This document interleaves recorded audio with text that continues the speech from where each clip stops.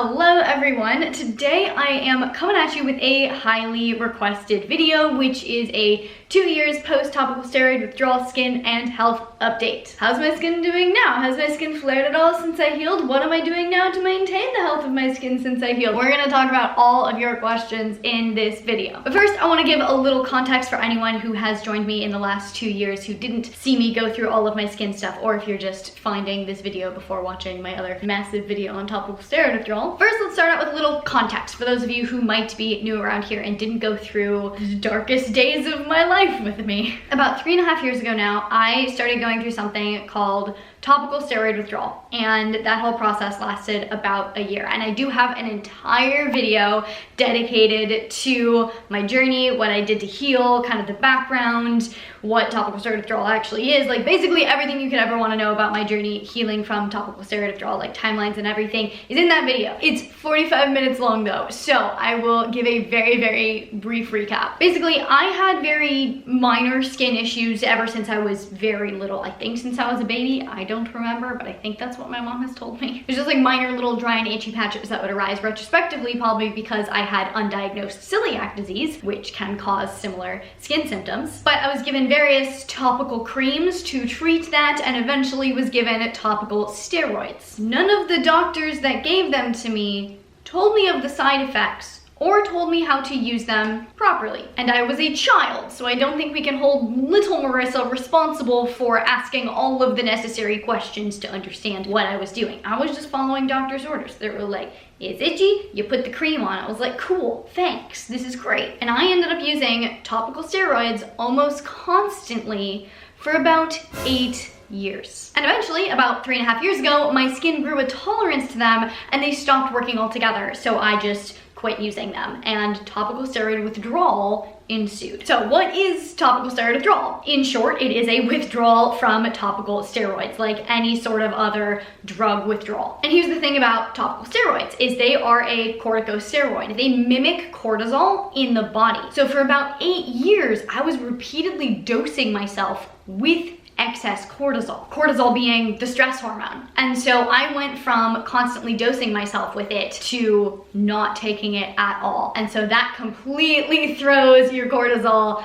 out of balance, which is the cause of a lot of the symptoms of topical steroid withdrawal. So for clarification, topical steroid withdrawal is not eczema, it's not psoriasis, it's not any of those things. It is a literal drug withdrawal. And cortisol affects all other kinds of things in the body. So it kind of just throws everything out of whack. Like a decrease in cortisol increases TSH. So my thyroid hormone was all out of whack. Cortisol also suppresses inflammation. So when I stopped dosing myself with cortisol, inflammation way off, like literally off the charts. I got a blood test. It was not good. Cortisol is also intricately linked within your HPA axis. So all of that gets dysregulated. And this resulted in a lot of very unpleasant, painful symptoms. It gives you this bone deep itch where you feel the need to keep scratching until you're literally bleeding, and then keep scratching. Like you scratch until the pain of what you're doing to yourself is worse than the itch, which is hard to do. My skin was dry, flaky, oozy, red. It was not a pretty picture. And I was in constant pain because my skin was so dry that every time I moved even like a little finger, I could feel the skin like stretching and breaking and cracking. So like every time I moved, I was basically like just breaking my skin open. There's also some extreme swelling that popped up. So there were a couple months where like I literally felt like I was going to explode. Like my skin was being just stretched from the inside because of all of the swelling. I would wake up in the morning and just dread moving, first of all, because I knew my skin was gonna break, but also standing up because of all of the swelling in my legs. It was just so painful. Walking upstairs was like a harrowing experience because I couldn't bend my knees because my legs were so swollen. So I was walking upstairs like this to get my legs up the stair without bending my knees. It was good. It was a good time. It was good. Yeah. Great time, you know. I also had extreme insomnia, because of the cortisol dysregulation, which messes with your melatonin, so your sleep cycle's just screwed, but also because of the itching and the pain. I would just like wake up in the middle of the night just like scratching my skin off. Basically, not a good time. It was really hard to stay positive and was definitely like the the most difficult thing that I have ever had to go through. But I made it, I'm here, I'm alive, that's good. It took me about a year to heal my skin and get myself to the place where I felt like I could call myself fully healed. If any of you are watching this video wondering what I did to heal, I covered that extensively in my previous video about topical steroid withdrawal. I don't want to rehash the entire video, so I recommend going and watching that video instead. But one of the main questions that I do get about my healing process that I did want to address in this video is like, what do I think worked best? And honestly, I think it was a combination of everything. I did a lot of different things to help reduce inflammation, reduce stress, reduce any sort of extra anything on my body to put my body in a place where it was optimized to heal. And so there's no one thing in particular that I can say like, yes, this was exactly what healed me. I wish I didn't do the other stuff. Like, I'm still glad I did everything, and if it happened to me again, I would do everything the same way. There's only one thing that I would have added that I more recently discovered that I'll talk about later. But basically, after a year, I was basically fully healed, but in the last like couple months, I had gained like 10 to 15 pounds kind of all of a sudden. And I think it was just my cortisol re-regulating, you know, it was probably like doing this, and eventually it was like, wee, and then my weight shot up because cortisol definitely impacts your body's desire to store body fat. And it wasn't until a year and a half after that that I ended up losing the weight. It didn't take me a whole year and a half of dedicated effort to lose the weight. Like, once I started, I did it very slowly. So like, I definitely could have done it faster once I got my body to the place where it was ready to lose weight. But it wasn't until a year and a half later that I felt like I had gotten rid of that symptom as well. So I often get the question, what was the last area or symptom to heal? And I think it was my like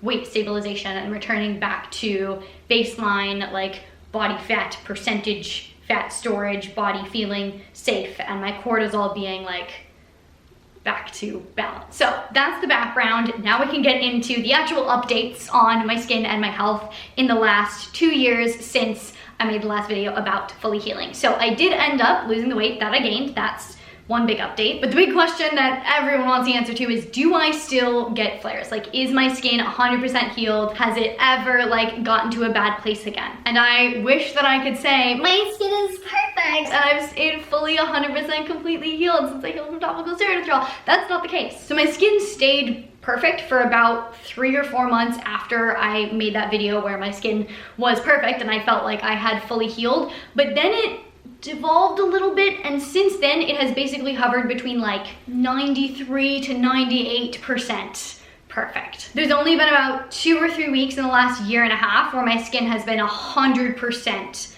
symptom-free. That said, I don't think I'm still going through topical steroid withdrawal. I think it's some other underlying skin issue. Again, I don't want to label it. I don't know if it's eczema, it's not psoriasis. I don't know what exactly it is. But at this point, my skin does sometimes get quite dry. Sometimes it will get dry to the point of cracking. I have a little bit going on in this hand right now, and I have like 2 like rather deep gashes in my fingers from just like bending my hands as they've been dry. Every once in a while, I will get that like really deep itch, but that doesn't happen very often. And it's never been nearly as bad as it was when I was going through topical steroid withdrawal. For the most part, when I have had any flares, it's been very, very localized, usually on one of my hands. But back in like October, November-ish, I did get a pretty bad flare that you could see in my face and on my chest. It was just a little bit like red, and you could kind of tell that my skin was like a little bit dry. And honestly, retrospectively, for most people that would probably be pretty bad, but for me, in comparison to what I went through before, I was just like, oh yeah, it's just a little thing. But the main reason that I don't believe this is topical steroid withdrawal is that I can kind of pinpoint the triggers for my skin flares. I'm definitely just like allergic / reactive to something at my parents' house. So like sometimes I will go home to my parents' house, stay for a couple days, and within like a couple hours of being there, my skin will start to freak out. And then another environmental thing that hasn't been a pattern because I only did it once and then never did it again, but the sauna. I sauna'd on my birthday because I was like, this will be fun. I'm just gonna have like a general happy wellness day, do a sauna, go to the beach, etc. Went in the sauna, flared for a couple weeks after that. I think it was just the heat and all of the sweating dried my skin out like crazy, and my skin was not very happy about that. So it took a while to recover from that one. My goal is to get to the point with my skin where I can go in the sauna, because the sauna is so freaking good for you. And I do think one day I will get there. I'll keep you guys updated. But the other big thing, like the main thing that triggers my skin to be unhappy with me is stress. So there have just been a couple stressful events in the last year and a half that have caused my skin to flare. Like one time, I work on set in like music video production occasionally. That's like kind of my background, and so sometimes I'll take jobs working on set, and I worked like on set for I think like 6 weeks straight. Those are long days and it's very, very stressful. I was sleeping like 6 hours a night consistently for like 6 weeks. Was like just it was a lot. That caused my skin to flare. Go figure. That one was probably my worst flare, and I think that was actually what triggered my face and neck to also be less than optimal for a more extended period of time. And then another thing that I think is important to mention, but I don't really want to dive too much into my personal life because you guys know I don't really do that on this channel. This is about health and fitness and happiness. But I did have a situation in my personal life that was ongoing for about a year and a half that was causing just like underlying stress and anxiety. It's kind of like constantly. And I'm very curious now to see what my skin does now that that situation is behind me. I would not be surprised if it goes back to being 100%, but we'll see. I'll keep you guys updated on that too. Now that I'm actually standing here thinking about it, I don't want to say 100% that my skin flares are not topical steroid withdrawal related,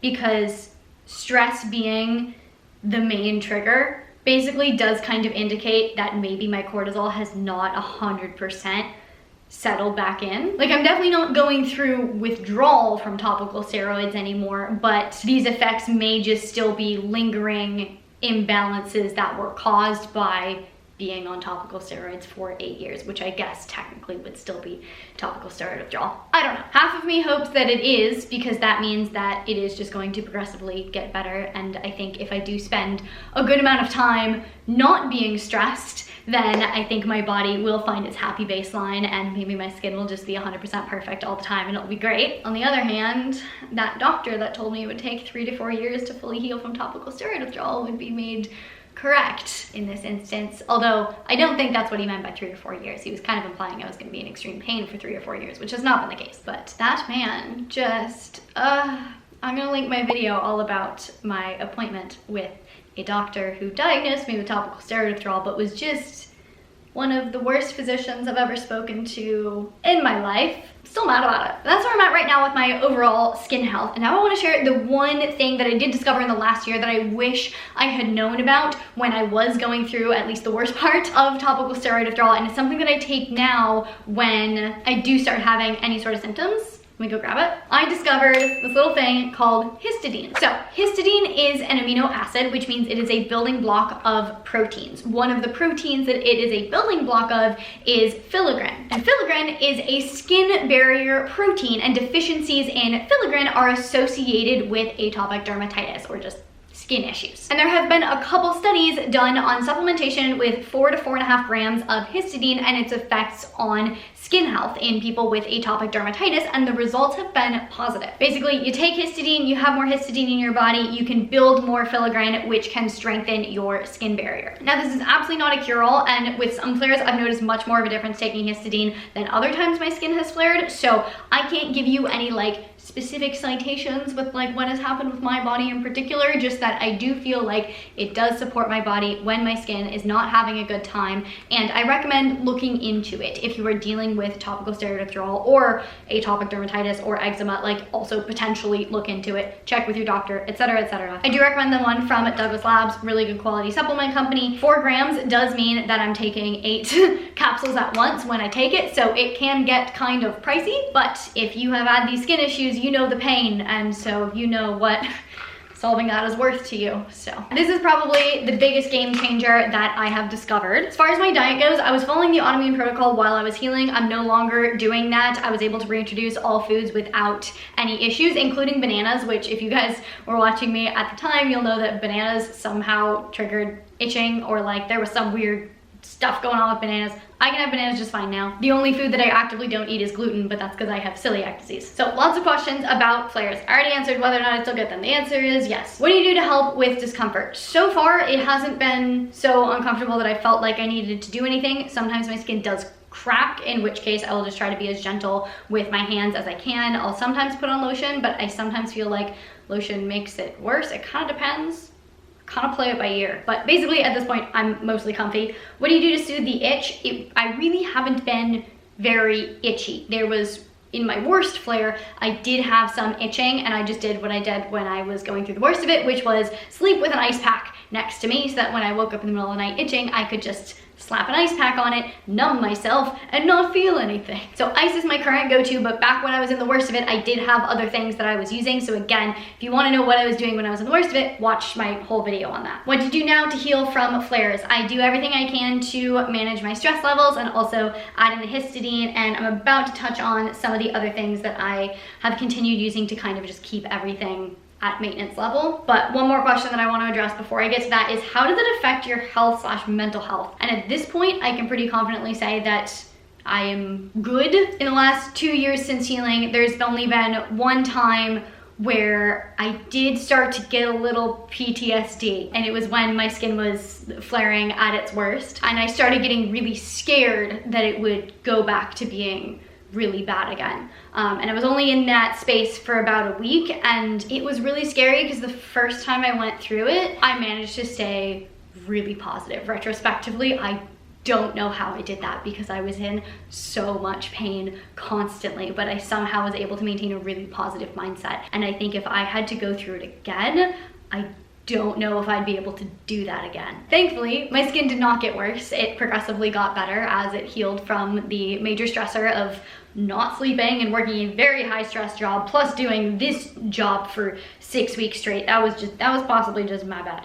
I shouldn't have done that. But basically at this point, the very small flares that I've been getting have not been impacting my mental health. It would only be like if it started to get bad again, might start getting flashbacks and might get scared, but hopefully that doesn't happen. So what have you continued in your regimen as a maintenance method? As I said with diet, I'm no longer following the diet that I was doing to heal. I just follow a strictly gluten-free diet. I do still eat very healthy, very anti-inflammatory diet. Like I like health in general. I like eating healthy, so it's kind of my natural diet anyway. I'm not doing anything super specific. And then the other big thing that I think is helping a lot is actively trying to manage my stress, being aware of when things are going to crop up that may cause more stress, being aware of when maybe I'm gonna go through a time where I'm going to get less sleep, or like I know something's happening, and so I can just be more proactive about stressors in my life and work through things in a way to kind of minimize the body stress that I might feel so that it doesn't throw my cortisol out of whack. If you watched my previous video on my healing process, you'll know that I took a lot, so many supplements, all of the supplements. That's basically all I was eating was supplements. That's not true.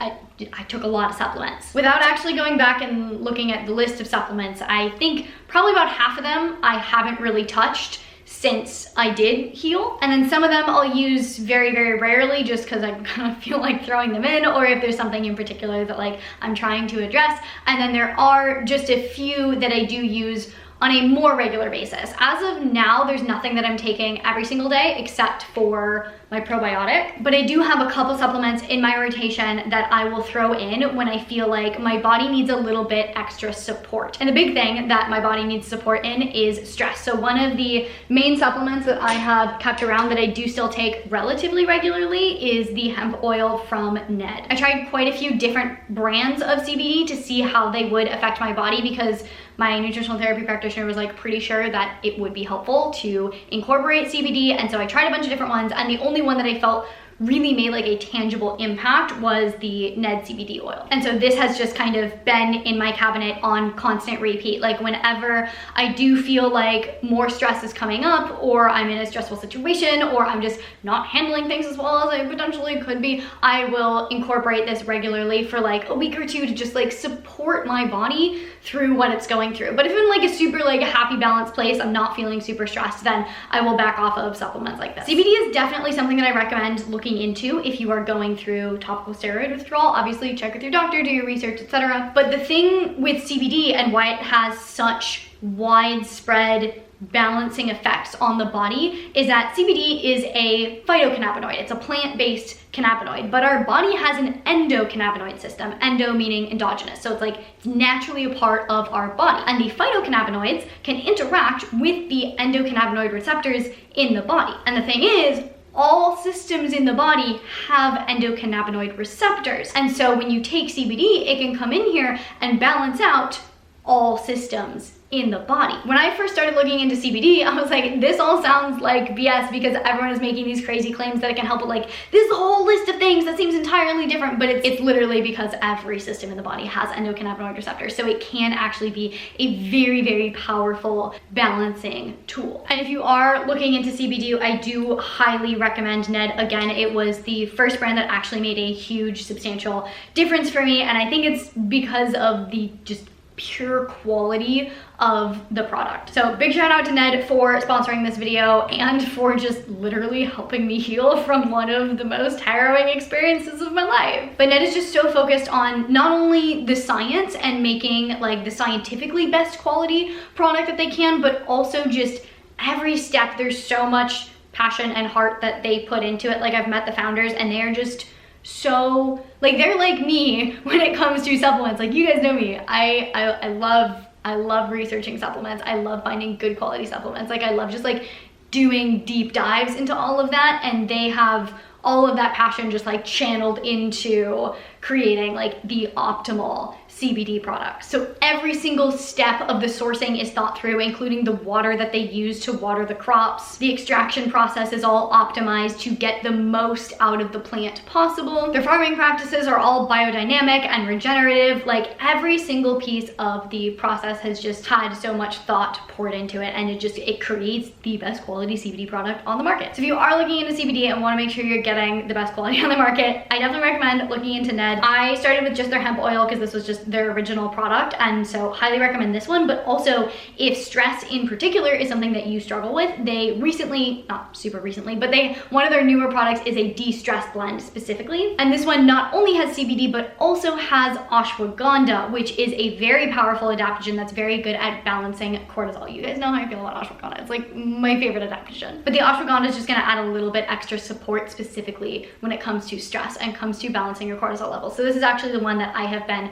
leaning towards, the de-stress blend, when I have felt more stress and felt like my body just needs a little help. I wasn't gonna mention this, but this is actually super relevant to the skin stuff. So do check out Ned. You can use my code FITANDNERDY to get yourself 15% off or 20% off of their membership. And for those of you who've used my code in the past and couldn't use it a second time, I think they recently updated their system and you can keep using my code on orders. So if you wanted to restock and still use a code, you can now. So that's kind of where my supplement routine is at, is just taking things like that on an as needed basis to support my body rather than taking anything like super regimented or super regular. Another thing that I totally forgot to mention when I was filming the video is that my skin still thrives with regular sun exposure. So that is also something that I still actively try to incorporate when the weather's nice. My skin always does so amazing when I can regularly get like 15 to 20 minutes of direct sun exposure. Not any more than that, not trying to burn, just trying to get a little vitamin D, energize those mitochondria, and my skin absolutely loves it. So when I can,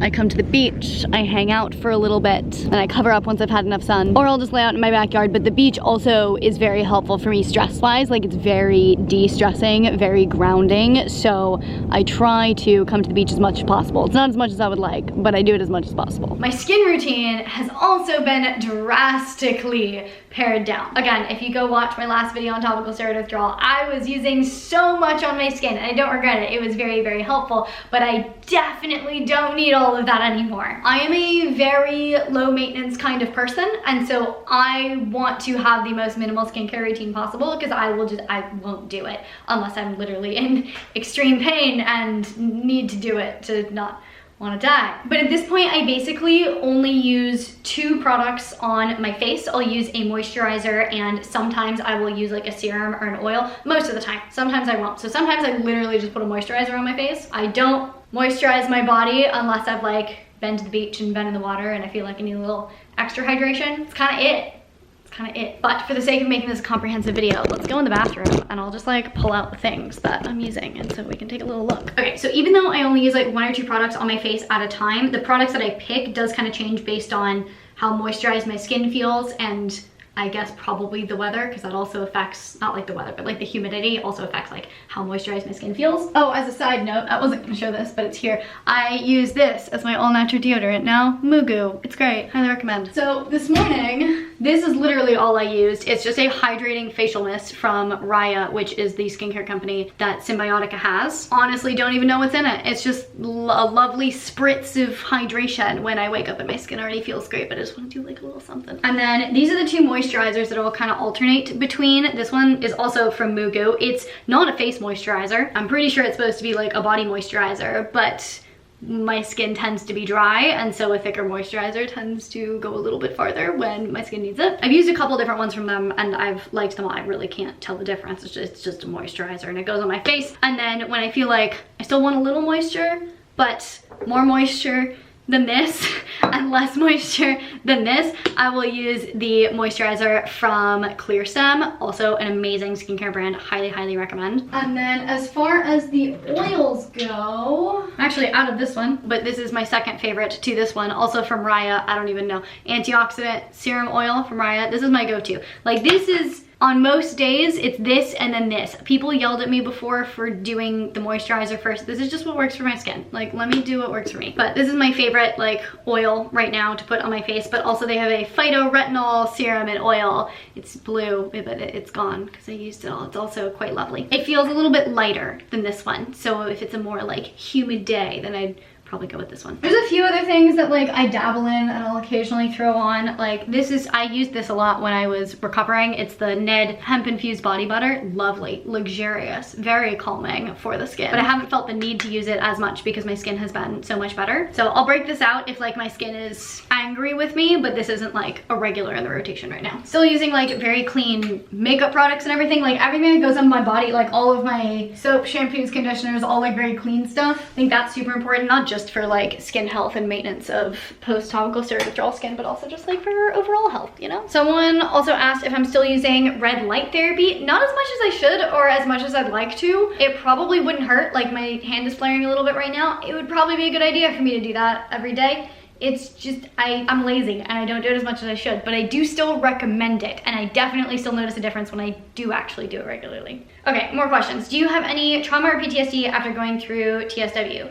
On the day-to-day, I'm fine. Small skin flares don't do anything to me, but like I said, when my skin started to like kind of get bad again, it felt like some amount of PTSD creeping up. I definitely started getting like flashbacks to the pain and was not mentally ready for that, and so they affected me in a much more negative way than when I was in it, because when I was in it, I was keeping a really strong positive mindset somehow, miraculously. And I was able to kind of not compartmentalize, but just lean into the gratitude that I was able to feel about my situation. But when it kind of snuck up on me out of nowhere, I was like, oh, ooh, that's not fun. What if you need topical steroids again in the future? Would you use them? I mean, unless I was literally about to die, I would not. If I literally needed them or else everything would go wrong, yes. I can't imagine I'm ever gonna use topical steroids again because that is for skin issues and I'd rather just suffer through the skin issue. But I could imagine being put on like an oral steroid or something, or like getting a shot of a steroid for like some other random health, like if something happens, I don't know. That, I've seen that trigger topical steroid withdrawal for people. So it's not just topical steroids, it's all steroids. So I could imagine potentially in the future needing to take a steroid for like something to save my life. Like, I would do it. I wouldn't be happy about it, but I'd do it. Next question, what is the #1 thing that got you through topical steroid withdrawal? It was absolutely the mindset shift that I decided to make at the beginning of the process. It wasn't any of like, I did AIP, it wasn't like I used this one supplement. Like there was no thing that solved topical steroid withdrawal. It was really my mindset that I think not only got me through it, but like also helped me heal faster. At the beginning of the process, I read a book called Breaking the Habit of Being Yourself by Joe Dispenza, and that completely shifted my mindset and helped me understand how truly powerful mindset can be when it comes to healing specifically. So like, first of all, highly recommend that book. It kind of just breaks down like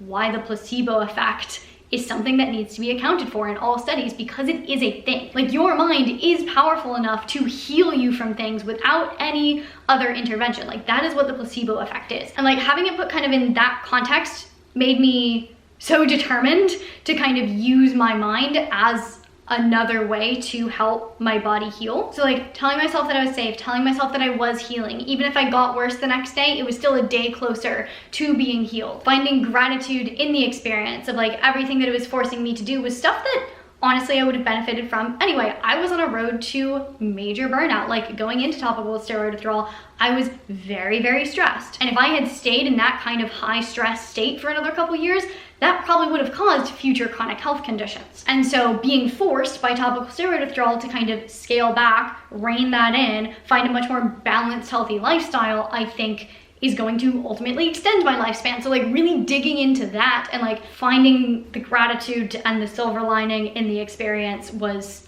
critical. And just like finding ways even to kind of navigate the pain in a positive way. Like I have a very distinct memory of in like the absolute worst of it, when I was in the worst pain, I was cat sitting for a friend and she had stairs in her apartment and I was trying to walk up the stairs and I couldn't bend my legs, and it just, every step that I took was excruciatingly painful. And so I was walking up the stairs like this, right? With like my legs stretched out because I couldn't bend them, and I had to like move very slowly like this. And so I started like singing to myself, so that instead of it being a super painful experience of like trying to walk up the stairs, it was instead like I was just dancing. And I was just taking my time going up the stairs. Even though I couldn't bend my legs, it was okay. It was just, we were in a dance. And that's kind of how I got through it. I don't know how my brain did that. The brain is an amazing thing, but positivity does wonders. And I think that's all the questions that I was gonna answer today. So biggest takeaways, I'm doing great. I'm still getting small flares, but I'm now out of a situation that was causing me constant stress and anxiety that I think was majorly contributing to the flares. So I am hopeful that my skin is gonna go back to being like 100% and will only have small issues from here on out. We'll see. But my lifestyle and my supplement routine and my skincare routine have all basically returned to normal, which again for me is a very healthy baseline. Like I would be eating healthy, using non-toxic skincare products, etc., with or without skin issues. But I definitely think that's a big factor. And then just mindset. Biggest takeaway, mindset is key. So hopefully this answered all of your guys' follow-up questions to my topical steroid withdrawal journey. If you do have any follow-up questions, leave them down in the comments below. Maybe I'll do another follow-up video in like 2 years and update you guys on my skin. Do make sure you check out Ned if you're looking for good quality CBD products or their magnesium. Again, my code FITANDNERDY will get you a discount. I'll link that down in the description box below. If you like this video, please do give it a big thumbs up. It really does support me and my channel. I really genuinely appreciate it. Please share this video with your friends, your family, your neighbors, anyone with skin issues who may benefit from seeing this. To see more videos from me all about my skin journey, you can check these videos out over here. To see future videos about my health and fitness journey, make sure you hit that subscribe button, hit the little notification bell so you get notified when I post a video, and I'll see you very soon. Bye!